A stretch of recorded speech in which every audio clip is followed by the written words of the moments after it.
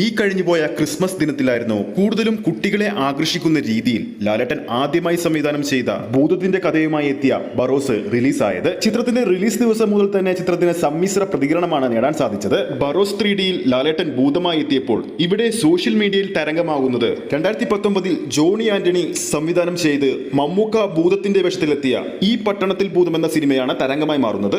മലയാളത്തിലെ സൂപ്പർ താരങ്ങൾ ഭൂതത്തിന്റെ കഥയുമായി എത്തിയപ്പോൾ ഈ രണ്ട് സിനിമകളുടെയും പ്രധാന ടാഗ് ഇതൊരു കുട്ടികൾക്ക് വേണ്ടിയുള്ള ചിത്രമാണ് എന്ന തരത്തിലുള്ള ടാഗ് ലൈനുമായിട്ടാണ് രണ്ട് ചിത്രങ്ങളും തിയേറ്ററുകളിൽ എത്തിയത്. ഈ പട്ടണത്തിൽ ഭൂതം എന്ന സിനിമയിൽ രണ്ട് കഥാപാത്രങ്ങളായിട്ടാണ് മമ്മൂക്ക എത്തിയത്. ജിമ്മി അങ്കിളായിട്ടും ഭൂതങ്ങളുമായിട്ടും കുട്ടികളോട് ചേർന്ന് കഥ പറഞ്ഞു പോകുന്ന ചിത്രമായിരുന്നു ഈ പട്ടണത്തിൽ ഭൂതം. ഇപ്പോഴത്തെ ലാലേട്ടൻ ആദ്യമായി സംവിധാനം ചെയ്ത് തിയേറ്ററുകളിലെത്തിയ ബറോസ് എന്ന 3D ചിത്രത്തിലെ ഭൂതത്തിനേക്കാളും എന്തുകൊണ്ടും മികച്ചത് 2009 പുറത്തിറങ്ങിയ ജോണി ആന്റണി സംവിധാനം ചെയ്ത ഈ പട്ടണത്തിൽ ഭൂതത്തിലെ മമ്മൂക്ക അവതരിപ്പിച്ച ഭൂതങ്കിൾ തന്നെയെന്നാണ് സോഷ്യൽ മീഡിയയിലൂടെ അഭിപ്രായങ്ങളിലൂടെ മനസ്സിലാക്കാൻ സാധിക്കുന്നത്.